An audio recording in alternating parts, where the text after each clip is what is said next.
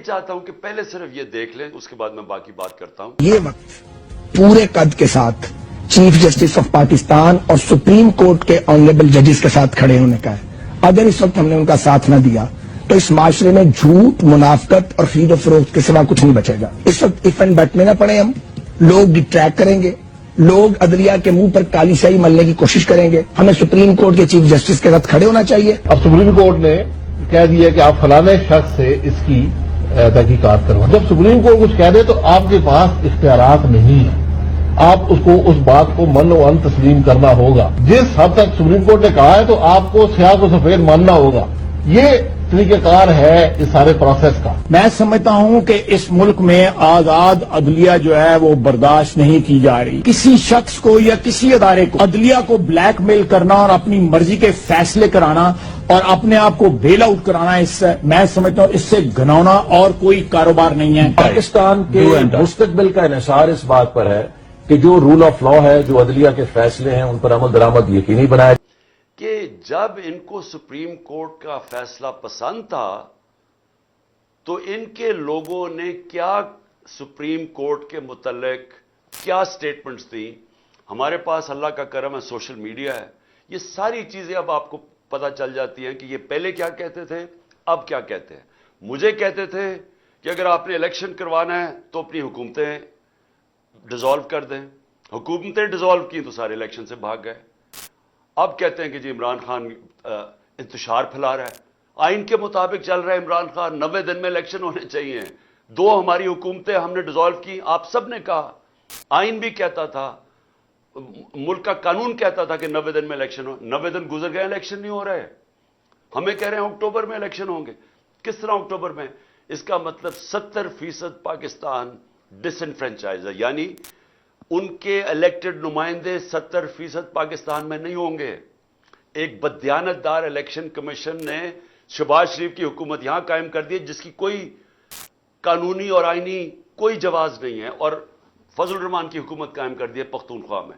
سو واضح ہو گیا کہ جب ان کو ضرورت تھی تو ان کو سپریم کورٹ کی سینکٹیٹی، اس کے فیصلوں کی اہمیت کی سمجھ آ گیا کہ کیوں سپریم کورٹ کا فیصلہ ضروری ہے.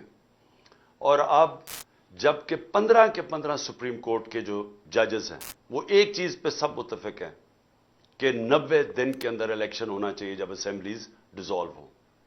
تو اب یہ سارے مل کے کہ کیونکہ کہیں سپریم کورٹ فیصلہ نہ کر دے 90 دن اور الیکشنز ہو جائیں، وہ الیکشنز کے خوف کی وجہ سے یہ اس وقت یہ سب کچھ آپ تماشا دیکھ رہے ہیں. اور یہ اس لیے کیوں الیکشن سے بھاگے ہوئے مجھے آپ کو بتانے کی ضرورت نہیں ہے کہ 2 دن پہلے رپورٹ آئی، عوام کو تو پتہ ہے کہ جو میں باتیں کر رہا ہوں. بلومبرگ جو کہ ایک انٹرنیشنل، ایک دنیا کی معیشت کے اوپر ایک ایسا ریسپیکٹڈ رسالہ ہے جو ساری دنیا میں پڑھا جاتا ہے، وہ کہتا ہے کہ پاکستان کا آج حال سری لنکا سے برا ہو گیا ہے. جو سری لنکا کے اندر جو مہنگائی ہے وہ پاکستان کی اس سے آگے بڑھ گئی ہے. سری لنکا سے مہنگائی کی وجہ سے لوگ سڑکوں پہ آئے تھے. تو سری لنکا سے آج ہمارے حالات برے ہو گئے جب سے جنرل باجوہ نے تحفہ دیا ان چوروں کو ہمارے اوپر بٹھانے کا. 1 سال پہلے، میں پھر سے کہتا ہوں، دشمن بھی پاکستان سے وہ نہ کر سکتا جو جنرل باجوہ اس قوم سے کر کے گیا. ان کو بٹھایا اوپر، انہوں نے آ کے ساری اکانومی تباہ کر دی. اپنے آپ کو انہوں نے 1100 ارب روپے کے کیسز معاف کروا لیے. انہوں نے آتے ساتھ ہی اپنے آپ کو ای سی ایل سے کیبنٹیں ہٹا دیا تاکہ باہر جا سکے، کیونکہ سارا پیسہ باہر پڑا ہوا ہے، عیاشی باہر ہے. اور انہوں نے ملک کی معیشت کو تباہ کر دیا. اور آج جو لوگ پسے ہوئے ہیں مہنگائی میں، جو لوگوں کے آج حالات ہیں، پھر سے میں بتا دوں، 100 روپیہ 1 سال پہلے جتنی چیزیں خریدتا تھا وہ صرف آج 62 روپے خرید سکتا ہے. 62 روپے رہ گئے ہیں اس 100 روپے میں سے. تو خریدار 100 روپے سے گر کے، ایک آدمی کے پاس جو 100 روپے کا نوٹ ہے وہ صرف 62 روپے خرید سکتا ہے. اور اگر سینسٹیو پرائز انڈیکس پہ چلے جائیں کھانے پینے کی چیزیں تو وہ صرف 52 روپے رہ گئے ہیں 100 روپے میں سے. اور گرتا جا رہا ہے. ہر روز مہنگائی بڑھ رہی ہے. دنیا میں مہنگائی کم ہو رہی ہے یا مہنگائی بڑھ رہی ہے؟ تو اس لیے میں آج وہ ساری قوتیں جو ان چوروں کے پیچھے بیٹھی ہوئی ہیں، میں آپ سب کو کہہ رہا ہوں کہ آپ ابھی سے سمجھ جائیں ملک کدھر جا رہا ہے۔ سری لنکا کے اندر جب پبلک نکلی تھی حالات اتنے برے نہیں تھے، آج کیوں نہیں پاکستانی قوم نکل رہی؟ امید لگا کے بیٹھی ہوئی ہے کہ الیکشنز آئیں گے، تو وہ الیکشنز کی انتظار کر رہے ہیں کہ غصہ ان کا الیکشن میں نکلے گا، جس کی وجہ سے یہ بھاگ رہے ہیں۔ تو مجھے اپنی اسٹیبلشمنٹ کی نہیں سمجھ آ رہی کہ آپ کو اس میں سے کیا مل رہا ہے، ان چوروں کے پیچھے لگ کے جنہوں نے ملک کو تباہ کر دیا ہے، تو اس سے آپ کو کیا مل رہا ہے کہ ان کے پاس تو کوئی اب طریقہ ہی نہیں ہے ملک کو بچانے کے لیے، ان کے پاس تو روڈ میپ نہیں ہے۔ اکتوبر تک یہ کیوں انتظار کر رہے ہیں؟ کیونکہ انہوں نے اور ہمیں تحریک انصاف کو پکڑ دکڑ کرنی ہے، اداروں کو ہمارے خلاف استعمال کرنا ہے، کیسز اور کرنے ہیں۔ کیا اس سے یہ بچ جائیں گے؟ میں سوال یہ پوچھتا ہوں کہ کیا اس سے یہ بچ جائیں گے؟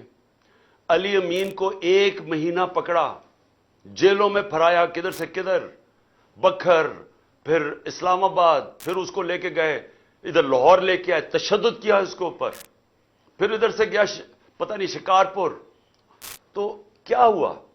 20 کلومیٹر لمبا اس کو جلوس لینے آیا ڈی آئی خان میں۔ وہ علی امین کہتا ہے میں نے کبھی اس طرح کی عوام کا رویہ ہی نہیں دیکھا، انہوں نے اس کو اتنا بڑا ہیرو بنا دیا۔ تو کیا فرق پڑا؟ کیا یہ پکڑ دکڑ سے کچھ بدل جائے گا؟ کیا یہ عمران خان 2 دفعہ مجھے قتل کرنے کی کوشش کی، کیا میں رک گیا ہوں؟ میں پھر نکل رہا ہوں، میں پھر جا رہا ہوں پبلک میں پھر جلسے کر رہا ہوں، بدھ سے میں جلسے کر رہا ہوں، 14 تک کروں گا۔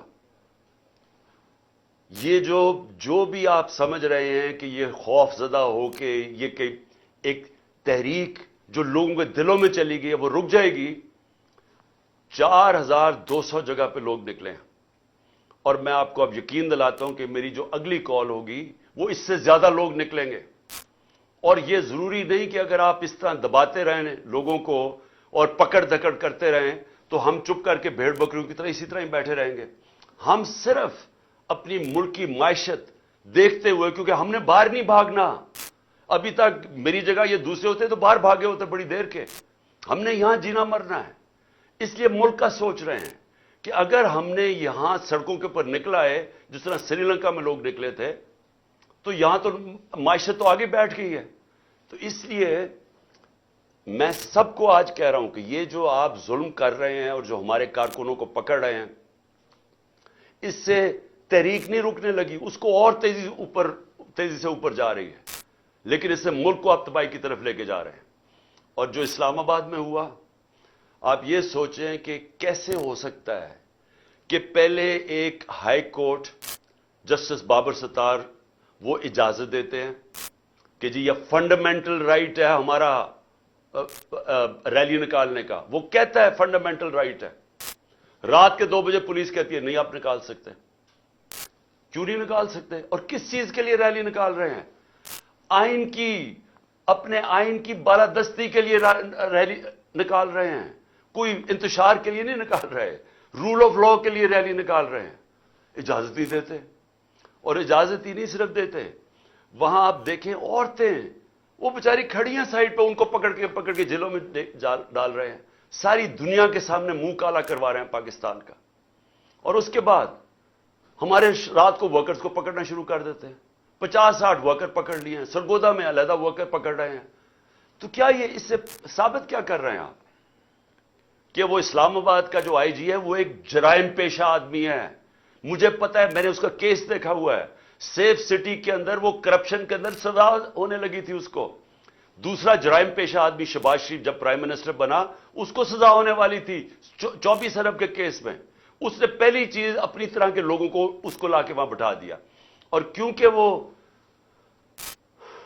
غلام ہے شہباز شریف کا، وہ پولیس والا نہیں ہے، پولیس کتاب پہ چلتی ہے، رول آف لا پہ چلتی ہے، پولیس کے قانون لکھے ہوئے ہیں کتاب میں کہ کیا کر سکتے ہیں کیا نہیں کر سکتے، لیکن یہ غلام ہے شہباز شریف کا، مجرم شہباز شریف کا، کیونکہ یہ اس کی وجہ سے بچا ہوا ہے جیل میں، لہٰذا اس کے گندے کام کرنے کے لیے تیار ہے۔ یہی آدمی ملوث تھا ڈرٹی ہیری کے ساتھ مجھے جوڈیشل کمیشن میں مروانے کے لیے، یہ اس کے اندر بھی شامل تھا۔ اس نے مل کے جو ہمارے اسلام آباد کی کوئی 500 ورکرز کو پکڑ چکا ہے, باری باری کبھی جیلوں میں ڈالتے ہیں, پکڑتے ہیں, لوگوں کے گھروں میں پولیس گھس جاتی ہے. یہ کون سی جمہوریت ہے؟ اور کیا ہوگا اس سے؟ کیا یہ جیت جائیں گے چور الیکشنز؟ میں اس لیے آج ساروں کو پیغام دینا چاہتا ہوں کہ یہ جو اگلی